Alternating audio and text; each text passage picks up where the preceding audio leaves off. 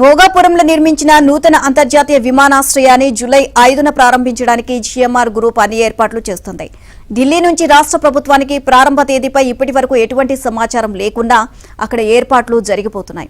విశాఖపట్నం నుంచి భోగాపురం వెళ్లడానికి విమాన ప్రయాణికులకు ఎదురయ్యే ఇబ్బందుల పరిష్కారంపై ఆంధ్రప్రదేశ్ విమాన ప్రయాణికుల సంఘం చేసిన సూచనలకు జిఎంఆర్ యాజమాన్యం స్పందించింది. విమాన ప్రయాణికులంతా సొంత కార్లపై భోగాపురం వెళితే ట్రాఫిక్ మరింత జటిలం అవుతుందని, నగరంలో పలుచోట్ల బిజినెస్ కమ్ వెయిటింగ్ లాంజ్లు పెట్టాలని అపాటా కోరింది. ఇక అక్కడ అన్ని రకాల సదుపాయాలు కల్పించాలని సూచించింది. ఇందుకోసం జిఎంఆర్ గ్రూప్ ముంబైలో ప్రత్యేకంగా కంటైనర్లను తయారు చేయిస్తుంది.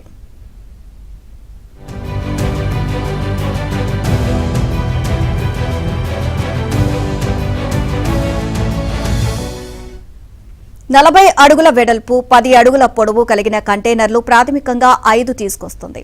ఇక వాటిని నగరంలో ఎంపిక చేసిన బస్టాపుల్లో ఉంచి ఏసీ, టాయిలెట్, తాగునీరు తదితర సదుపాయాలు కల్పిస్తారు. భోగాపురం వెళ్లాల్సిన విమాన ప్రయాణికులు వారికి సమీపంలో ఉన్న కంటైనర్ల వద్దకు చేరుకుంటే అక్కడి నుంచి ఆర్టీసీ నడిపే ఎలక్ట్రిక్ బస్సుల్లో భోగాపురం ఎయిర్పోర్టుకు వెళ్లవచ్చు. దీనివల్ల విమానాశ్రయం మార్గంలో ట్రాఫిక్ రద్దీ తగ్గుతుంది.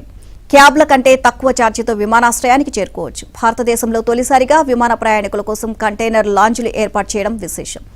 వీటిని బస్టాపులకు కొంత దూరంలో పెడుతున్నారు. సాధారణ బస్సు ప్రయాణికులకు ఇబ్బంది లేకుండా ఇవి వేరుగా ఉండాలి అని భావిస్తున్నారు.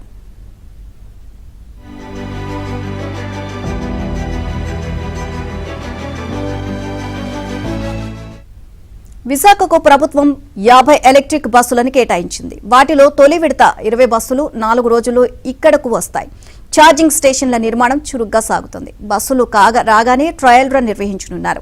ఇక వీటిలో 10 బస్సులు గాజువాక నుంచి జాతీయ రహదారిలో ఆనందపురం మీదుగా భోగాపురం వరకు తిరగనున్నాయి.